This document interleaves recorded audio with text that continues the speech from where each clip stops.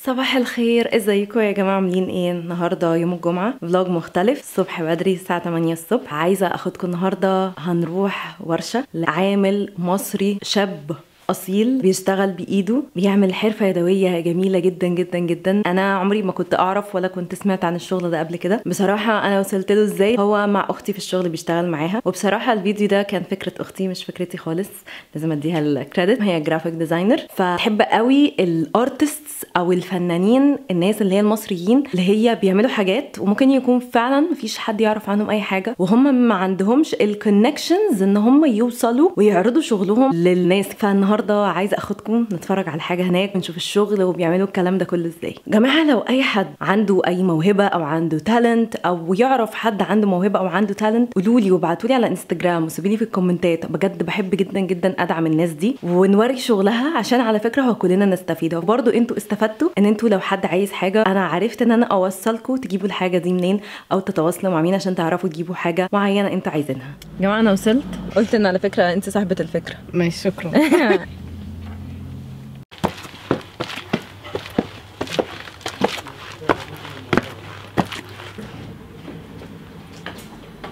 هو بقى يا جماعه بصوا بيعمل شغل كله اللي هو الحديد ده.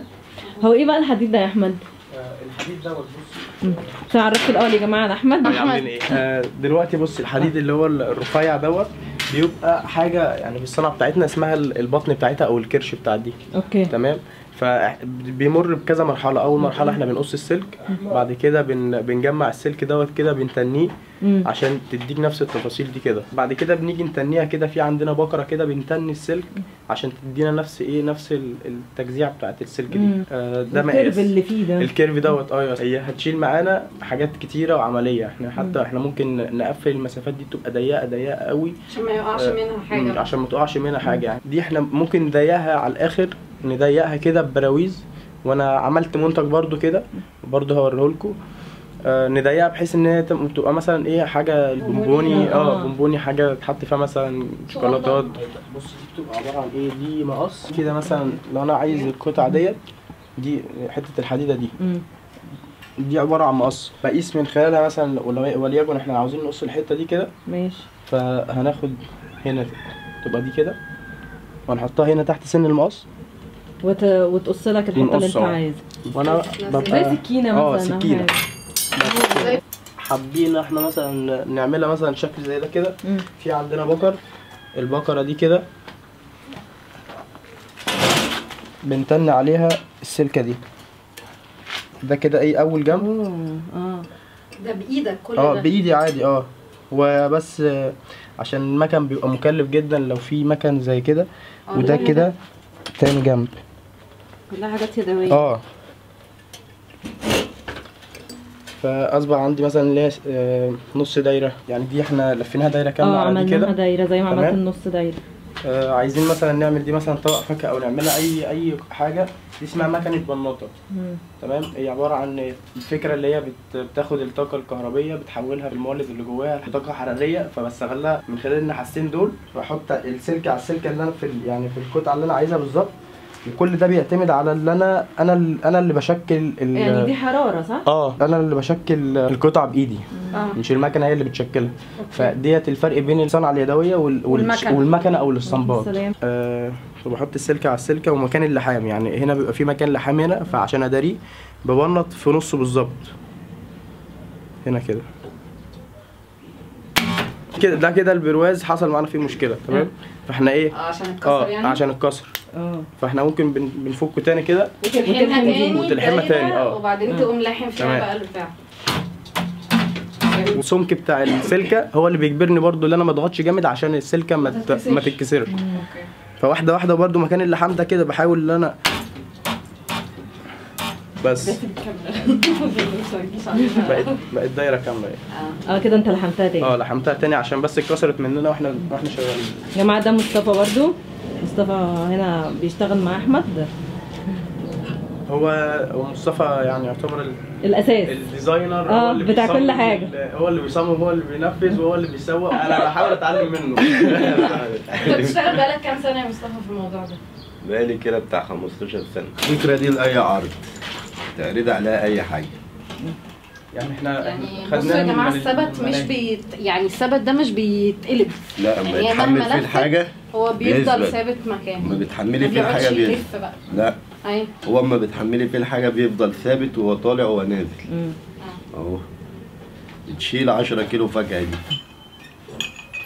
خلاص حلو كده. خدت الفكرة بتاع الجنط عملتها في دي،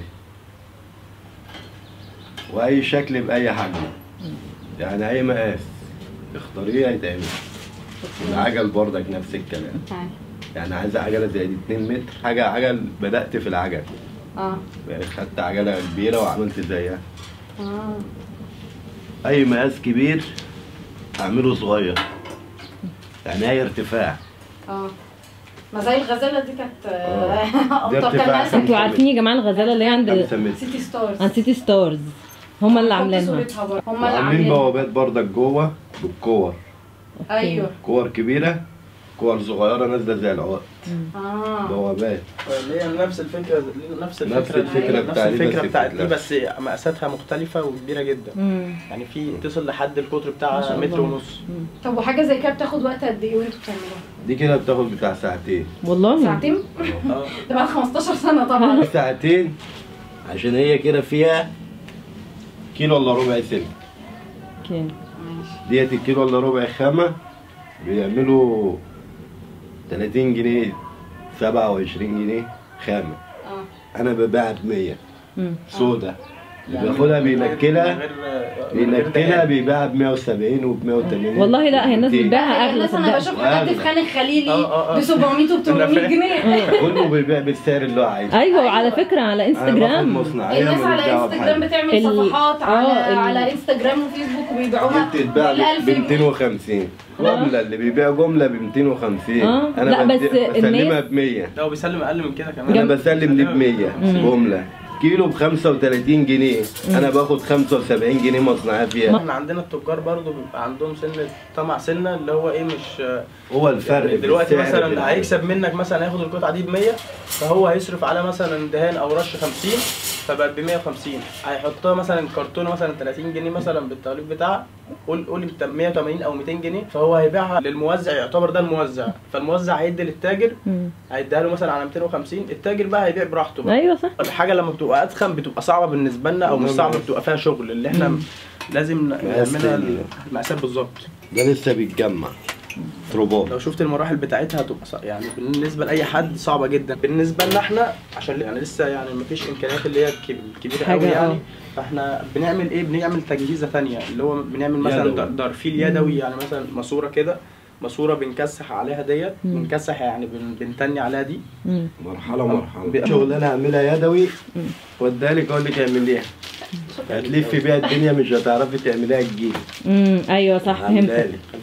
بس قصدي يعني الناس اللي جات لك تعمل في سيتي ستارز والكلام ده جابوك ازاي؟ على الطريق اللي انا عامل شغل قبل كده. يعني كل انت بتعمل شغلات مصطفى ديت. عايزه مثلا فيل كامل بالسلك اعمله لك، اي حيوان بالسلك اعمله لك. تعمل بقى فوانيس رمضان اللي هي بتبقى الكبيره والحاجات دي. اي فوانيس واي مقاسات. ويسالي يعني مصطفى بيعرف الناس منين. فبص، هي مهنه السلك دي فيها جزئين، جزء اللي هو الاستنباط زي ما انا قلت، وجزء اللي هو اليدوي دي بتبقى فيها يعني الصناعيه بتوعها معدودين على الصوابع. عامله مثلا زي صناع الازاز النفخ، زي صناع السجاد التريكول اليدوي. الحاجات دي حاجه نادره. الحاجات النادره مثلا زي كده، اللي انت بتعرف تصنع اي شكل، اي مجسم قدامك من غير ما تشوفه، من غير ما تاخد مقاسات، دي انت كده اسمك صنايعي بريمو. فمصطفى يعرف يشتغل يعني بحكم اللي هو 15 سنه في المجال دوت، اشتغل عند كذا حد، وكذا حد يعرفه بيحتاجوه، بيجوا عنده يصمموا الحاجه دي. يعني هو بياخد مثلا من مصطفى الشاسيه بس الحديد، مثلا ياخدوا بقى ايه اللي بتاع الليد مثلا يلف عليه ليد، ياخدوا اللي بتاع الرش يرشه. مرحله من يعني مصطفى يعتبر مرحله من المراحل، بس من المراحل المهمه اللي بتكون ما هو الهيكل اصلا، هو ده الفن كله يعني. تمام. وبعدين بيعمل منتج كامل برضو يعني. يا جماعه دلوقتي هم هيعملوا الهلال، حاجه بقى لرمضان معانا، وهوريكم دلوقتي هم بيعملوا كل حاجه. تحت خالص الاثنين مع بعض. هو دوت كده، ده الجنب بتاع الهلال الاولاني، وده الجنب الثاني، فعشان يطلع مجسم لازم نعمله على جنبين. كده احنا قصينا حته زياده مش عايزينها، فالاربع جروب هيبقوا قد بعض، فلازم نقطع الاثنين دول. كده احنا بنلحم الجنبين دول.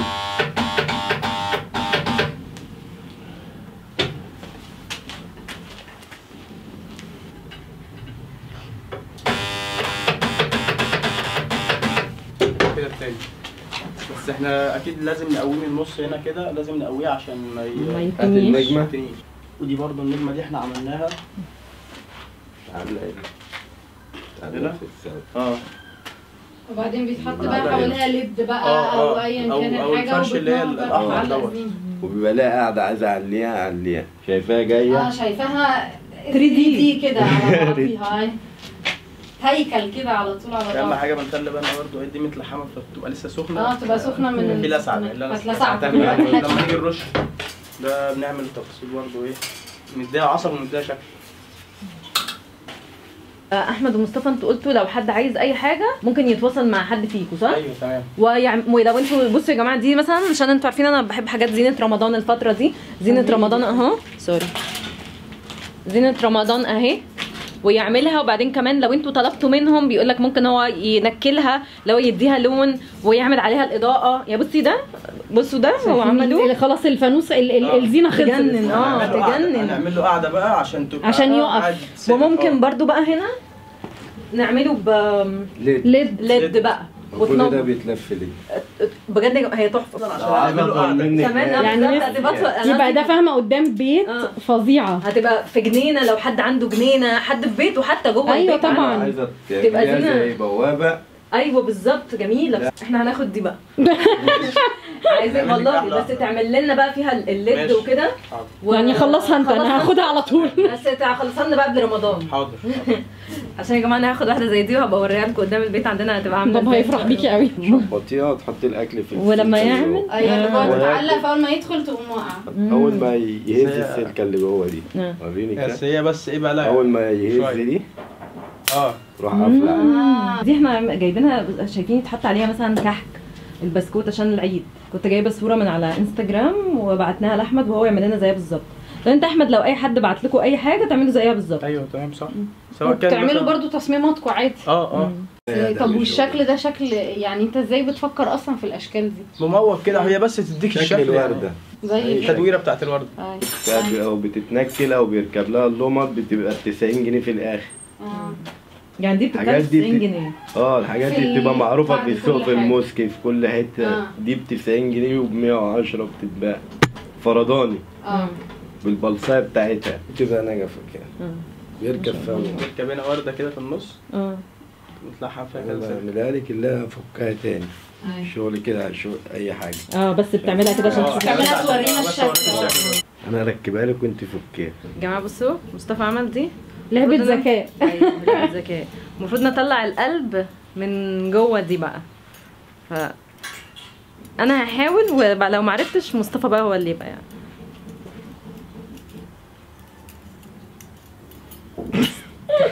انا عقربتها فاهمه اكتر انا بقى. لا هي هتفضل في نفس الوضع تقريبا ما بتتغيرش، وضعها مش هيتغير، يا هتفك يا مش هتفك. طب لا خد بقى انت يا مصطفى وري الناس انت هو هيطلعها في لحظه. حاجه تعرفي تركبيها برضه ولا تطلعيها كده. ده في كده حيله سحريه بيعملها. مش هتعرفي برضه حاجه يعني دي بسيطه جدا وما فيهاش شغل اكتر من الحاجات التانية. ودي برضو فيها اللي هو الحديد اللي هنا ده دوت زي ما كنا بنقول دوت اللي هو صاج. احنا مقطعينه برضو من الحروف هنا برضو عشان ما يجرحش حد. تمام. وكل ده متصنفر يعني. انا وريتكم كل حاجه تقريبا موجوده في الورشه. لو اي حد عايز اي حاجه او عايز يعمل اوردر يعني هم ان شاء الله هيعملوا بيج على انستجرام وهيحطوا كل الحاجات بتاعتهم دي عشان كنت لسه بنتكلم معاهم ان لازم الناس تبدا تعرفهم. وعامه انا هسيب رقم احمد وهسيب رقم مصطفى موجود في الديسكربشن بوكس تحت لو حد محتاج اي حاجه او محتاج ان هو يعمل اوردر لحاجه معينه سواء بعدد او حاجه واحده او اوردر واحد بس يعني هتتواصلوا بقى معاهم وهم هيظبطوا الدنيا وهتتكلموا معاهم في التفاصيل كلها. بس هي بتبقى كده يا جماعه كتب لي اسمي بتبقى ممسوكه كده بس انا هجمعها بس عشان حلو قوي. مصطفى تعبناك معانا النهارده مش عارفين يعني نشكرك ازاي والله. واحمد شكرا بجد يعني شغلكم ما شاء الله ما شاء الله يجنن.